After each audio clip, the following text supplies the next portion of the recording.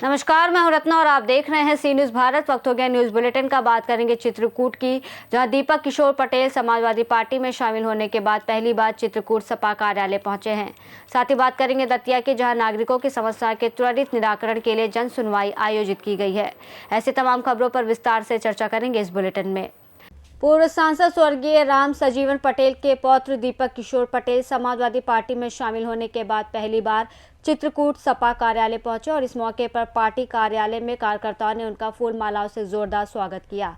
इस दौरान पूर्व सांसद बाल कुमार पटेल, जिला अध्यक्ष शिवशंकर यादव सहित सैकड़ों कार्यकर्ता मौजूद रहे। जिलाध्यक्ष ने कहा कि दीपक पटेल के बाबा जी 4 बार विधायक और 3 बार मांदा से सांसद रहे हैं और उनके पार्टी में आने से समाजवादी पार्टी को नई मजबूती मिलेगी। उन्होंने विश्वास जताया कि 2027 में उत्तर प्रदेश में सपा की सरकार बनेगी। वहीं पार्टी में शामिल होकर चित्रकूट सपा कार्यालय पहुंचे दीपक किशोर पटेल ने कहा कि मैं समाजवादी पार्टी के राष्ट्रीय अध्यक्ष और महानायक अखिलेश यादव का आभार व्यक्त करता हूं, जिन्होंने मुझे पार्टी की सदस्यता दी।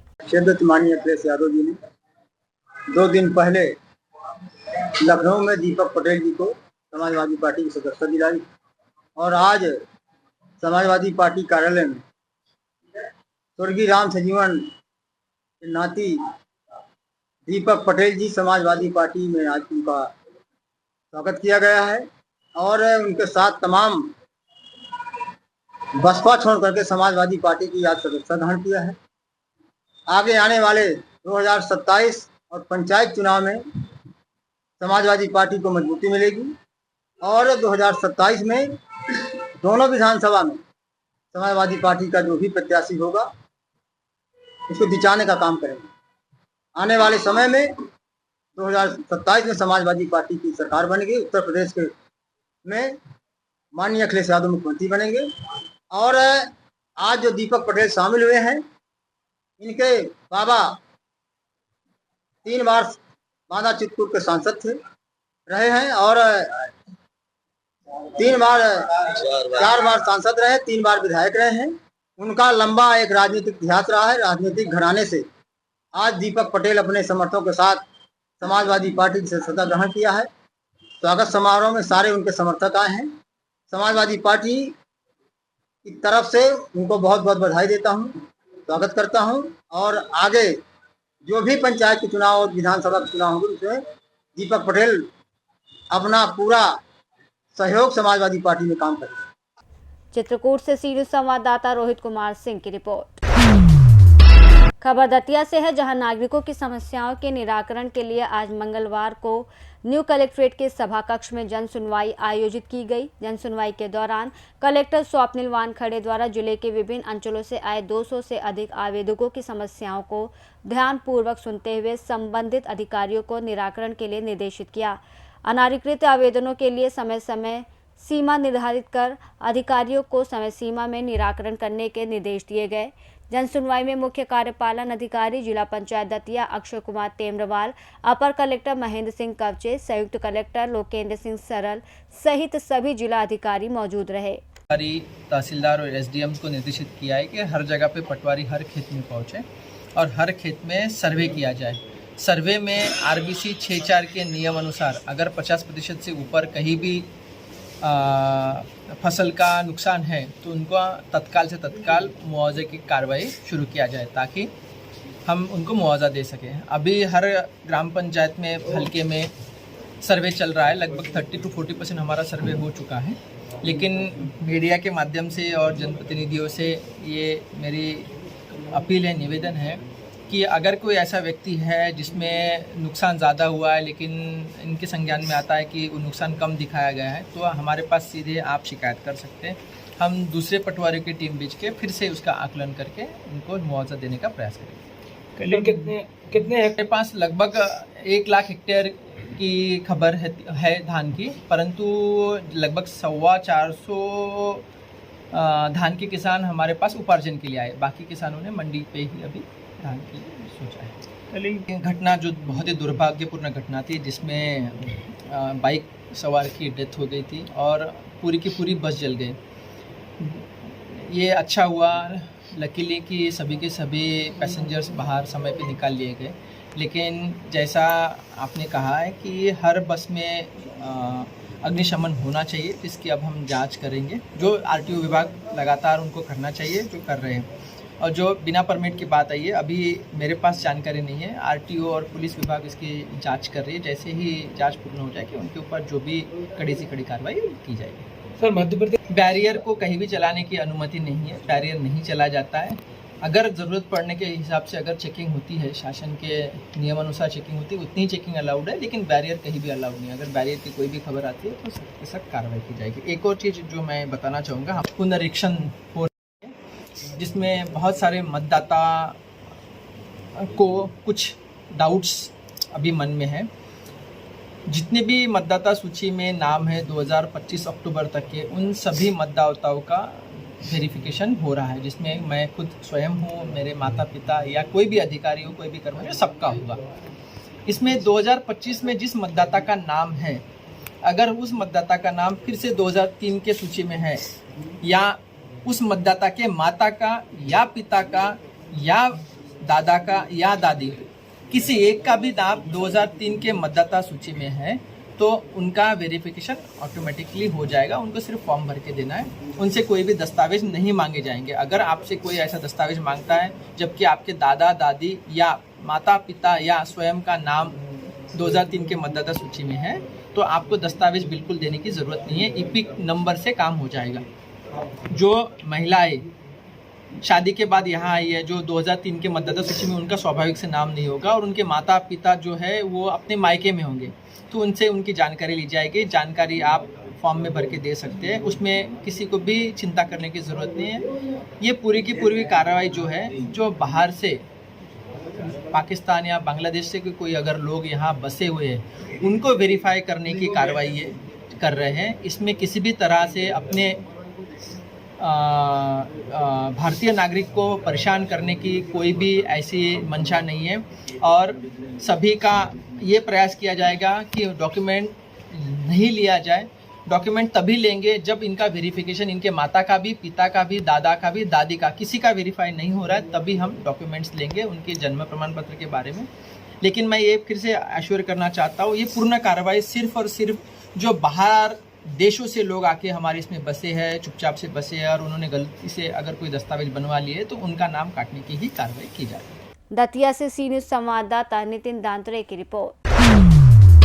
श्री कपिलेश्वर महादेव कौरिक मेले में झूले लगाने वालों के साथ वसूली को लेकर विवाद सामने आया है, जहां पहले उन्हें बीमा और फिटनेस के लिए नोटिस देकर झूले चलाने की अनुमति दी गई थी, लेकिन अगले ही दिन पैसा बढ़ाकर समझौता करने को कहा गया। पिछले वर्ष छोटे झूलों की रसीद 5,000 रुपये थी, जबकि इस बार छोटे झूलों से 15,000 रुपये, जंपिंग झूलों से 10,000 रुपये और बड़े झूलों से 25,000 रुपये वसूले जा रहे हैं। झूले वालों का कहना है कि एसडीएम रोहित बमोरे से अनुमति मिलने के बाद झूले चालू किए गए, लेकिन नगर पालिका के कर्मचारियों द्वारा उन्हें बंद करवा दिया गया और इसके बाद उच्च शुल्क वसूला गया। राजगढ़ से सी न्यूज संवाददाता जावेद की रिपोर्ट।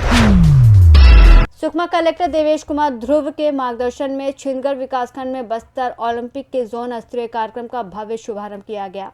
मुख्य अतिथि के रूप में उपस्थित दीपिका सोरी ने दीप प्रज्वलन कर कार्यक्रम का शुभारंभ किया। इस अवसर पर उन्होंने खिलाड़ियों को संबोधित करते हुए कहा कि खेल केवल प्रतिस्पर्धा नहीं बल्कि अनुशासन, एकता और आत्मविश्वास का प्रतीक है।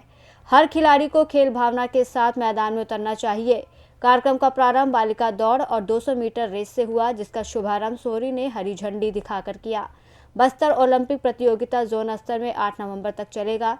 प्रशासन द्वारा बस्तर अंचल के ग्रामीण युवाओं को खेल के माध्यम से एकजुट कर उन्हें प्रोत्साहित करने का ये सराहनीय प्रयास जनमानस में उत्साह का संचार कर रहा है।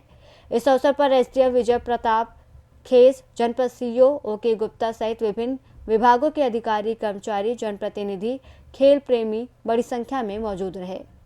सुकमा से सी न्यूज संवाददाता चंद्रशेखर साहू की रिपोर्ट। खबर सुल्तानपुर से है, जहां कार्तिक पूर्णिमा और देव दीपावली के पावन अवसर पर शिवधाम बेलवाई मंदिर इस वर्ष भी भक्ति, प्रकाश और संस्कृति के अद्भुत संगम का साक्षी बनने जा रहा है। 5 नवंबर को होने वाले शिवधाम दीपोत्सव और सांस्कृतिक संगीत संध्या 2025 की तैयारियां जोर शोर से चल रही है।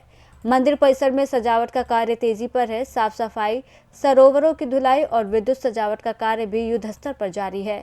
तैयारियों का जायजा लेने कादीपुर विधायक राजेश गौतम भी पहुंचे, जिन्होंने आयोजकों की सराहना करते हुए कहा कि ये दीपोत्सव क्षेत्र की आस्था और संस्कृति का प्रतीक बन चुका है।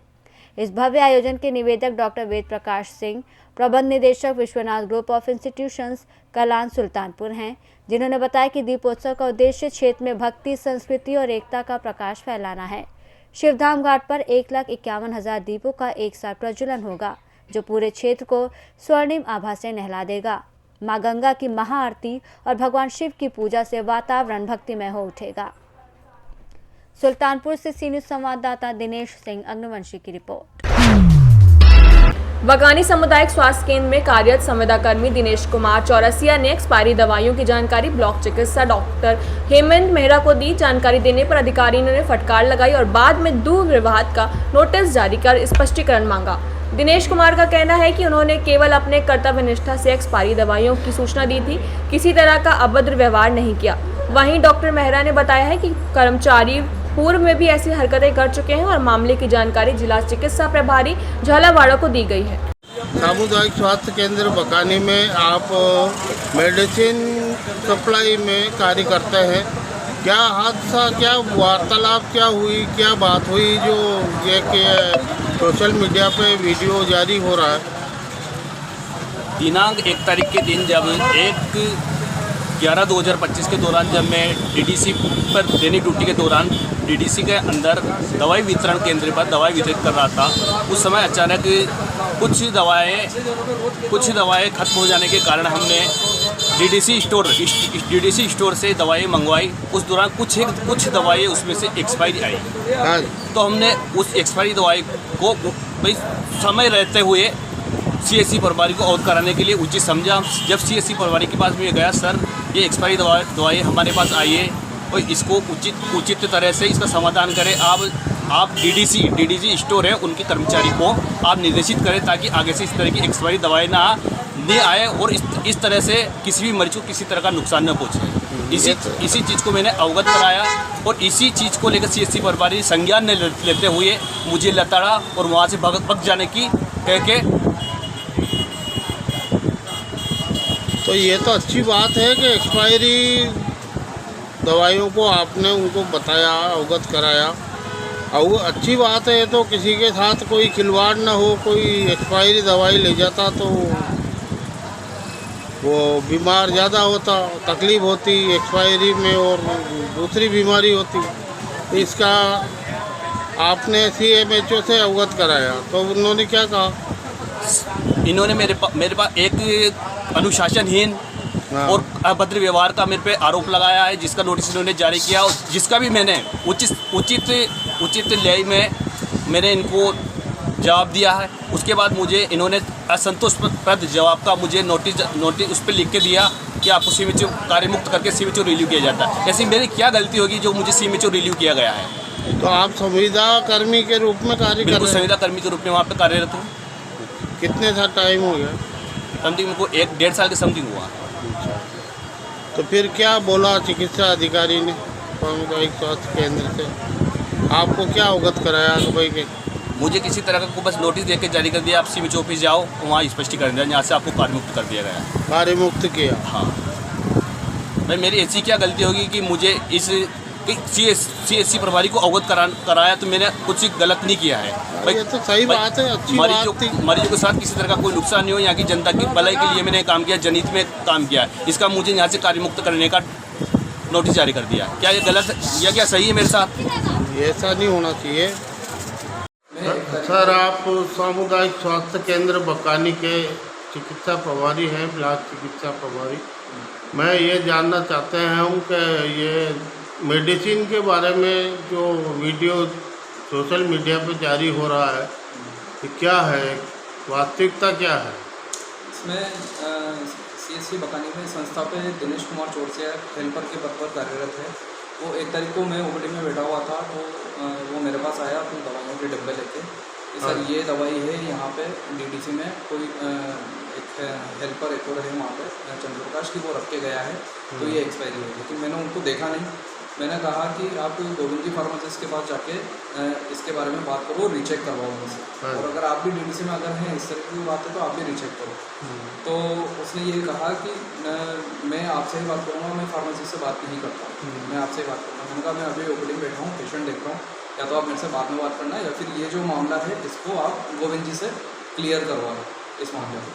तो पहले भी पूर्व में भी बदतमीजी कर चुका है वो मेरे से, और इस बार भी वो बस इतनी सी बात कहने पे भड़क गया और मेरे को ये बोलने लगा कि मैं तो सर आपके पास में आया हूँ लेकिन आप मेरे ऊपर ही चढ़ रहे हो। मैंने उसको कहा कि अभी तो OPD से बाहर निकल जाए, मैं तेरे से बाद में बात करूँगा। बस यही घटना। तो ये स्थायी रूप से वहीं कार्यरत है या अस्थायी है? अस्थायी है। अस्थायी। पूर्व में भी मेडिसिन के बारे में जानकारी दी थी? नहीं, मेडिसिन के बारे में कोई जानकारी नहीं, लेकिन कभी बहुत सी बार मतलब ऐसे कोई सा भी इशू लेके आ जाता है मेरे पास में और बदतमीजी करता है, ढंग से बात नहीं करता है। इसको बहुत सी बार मैंने प्यार से बैठ के भी समझाया ढंग से, तो इस तरह की बातें नहीं करती जी। लेकिन इस बार थोड़ा बर्दाश्त से बाहर हो गया था, मतलब ज़्यादा ही हो गया। पेशेंट भी खड़े हुए थे, साथ में डॉक्टर जितेंद्र पंत्रा वो भी OPD में बैठे हुए थे, उनके सामने एक घटना है। एक नर्सिंग हमारे जो इंचार्ज हैं दीनदयाल गुप्ता, उनके सामने की घटना है। फिर ये जानकारी जिला चिकित्सा अधिकारी को? हाँ, CMHO साहब को मैंने दे दी है, कलेक्टर साहब को भी प्रतिलिपि दी। इसको नोटिस दिया था मैंने, उसका इसने जवाब संतोषपूर्वक नहीं दिया, इसलिए मैंने इसको कार्यालय आदेश निकाला है कि आप अपना स्पष्टीकरण श्रीमान CMHO साहब के सम्मुख उपस्थित होकर प्रस्तुत करें। ठीक है, धन्यवाद। बकानी से सी न्यूज संवाददाता रमेश शर्मा की रिपोर्ट। बरेली के आंवला समुदाय स्वास्थ्य केंद्र के चिकित्सा अधीक्षक विनय कुमार पाल ने आंवला पुलिस को एक शिकायती पत्र देकर कस्बे के ही हिस्ट्री शीटर पर जबरन अवैध वसूली, सरकारी काम में बाधा उत्पन्न करने और विरोध करने पर स्टाफ के साथ अभद्रता करने का आरोप लगाते हुए बताया कि कस्बे का ही अकबर अली आए दिन सामुदायिक स्वास्थ्य केंद्र पर आकर स्टाफ से वसूली करने का प्रयास करता है। मंशा पूरी न होने पर वह कर्मचारियों को अंजाम भुगतने की धमकी देता है और उन्होंने एक वीडियो के माध्यम से अपनी पीड़ा बताते हुए अकबर अली के खिलाफ उचित कार्रवाई की मांग की है। डॉक्टर विनय कुमार ने बताया कि अकबर अली अपने आप को किसी मजदूर यूनियन का नेता बताता है। वह कर्मचारियों को दबाव में लेना चाहता है और खुलेआम धमकी देता है कि वह सामुदायिक केंद्र पर आकर आए दिन बवाल मचाता रहता है। उन्होंने कहा है कि वह इस मामले को विभागीय अधिकारियों के अलावा प्रशासनिक अधिकारियों के सामने भी रखेंगे, जिससे भय मुक्त होकर वह उनके कर्मचारी अपनी ड्यूटी को अंजाम दे सकें।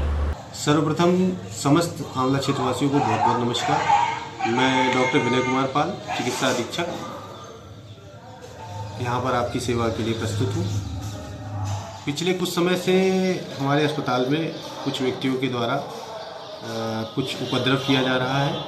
हमारे चिकित्सा अधिकारी डॉक्टर अब्बास को अनावश्यक रूप से परेशान कर रहे हैं, उनसे गलत भाषा का प्रयोग करते हैं, कार्यों में हस्तक्षेप करते हैं। जिन चीज़ों को उनको परमिशन या अथॉरिटी नहीं है, उन चीज़ों में, उन विषयों में घुसने का प्रयास करते हैं। जबरन पैसे की मांग या उससे संबंधित चीज़ों को करने का प्रयास करते हैं और धमकी देते हैं कि यदि ये चीज़ें पूरी नहीं होंगी तो हम अस्पताल का माहौल ख़राब करेंगे, आपके कार्यों में बाधा उत्पन्न करेंगे, आपके खिलाफ गलत तरीके से दोषारोपण करेंगे।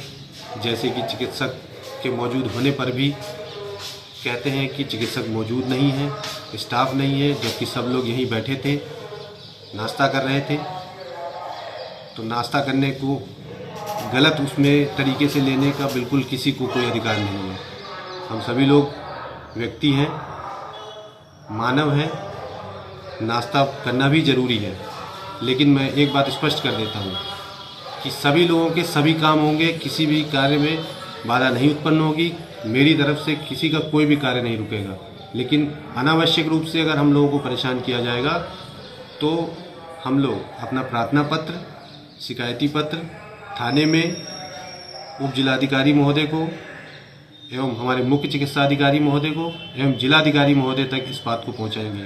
तो आप लोगों से विशेष अनुरोध है कि चिकित्सकीय सुविधाओं का अधिक से अधिक लाभ उठाएं, ना कि हम लोगों से द्वेष करें, लड़ाई करने आए। हम लोग आपकी सेवा के लिए ही हैं। ये मेरा विशेष अनुरोध है आप सभी लोगों से कि कुछ व्यक्तियों की वजह से चीज़ें खराब होती हैं, तो आप लोग उन लोगों से सतर्क रहें और दूर रहें।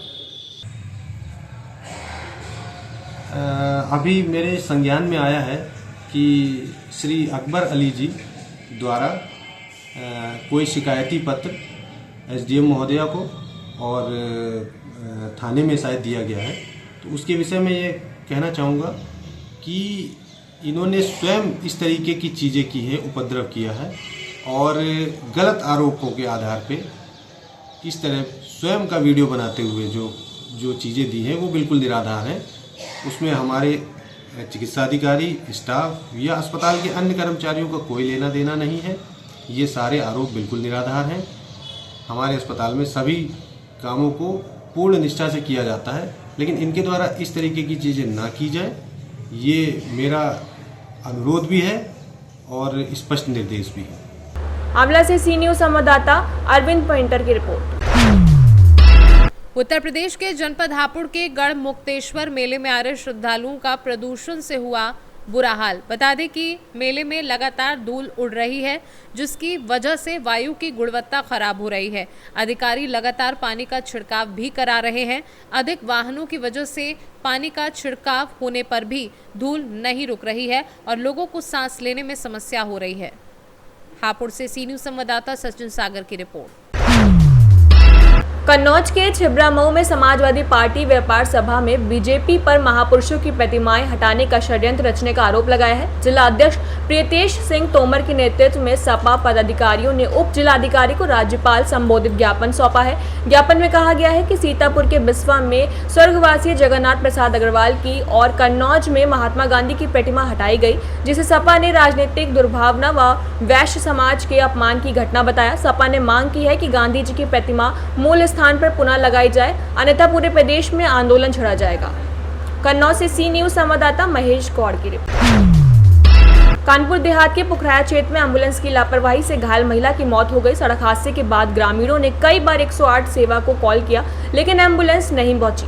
मजबूरन महिला को बैटरी रिक्शा से अस्पताल ले जाया गया, जहां रास्ते में उसकी मौत हो गई। अस्पताल में 3 एम्बुलेंस खड़ी मिली, जिनमें एक में 7 लोग सवार थे और कर्मचारी मोबाइल में व्यस्त थे। बताया जा रहा है कि कर्मी फर्जी कॉल और चक्कर दिखाकर विभाग को नुकसान पहुंचा रहे हैं। सवाल उठ रहा है, जीवन दान ये एम्बुलेंस सेवा कब बनेगी सच में जीवन रक्षक। कहाँ से आए हो आप लोग? हैं? जुनेदापुर से। जुनेदापुर। सारे एक ही गांव के हैं? कहाँ ले जा रही हो इस समय इनको? कितने लोग हैं पेशेंट? 3 हैं। 3 पेशेंट। इसमें तो 4 हैं।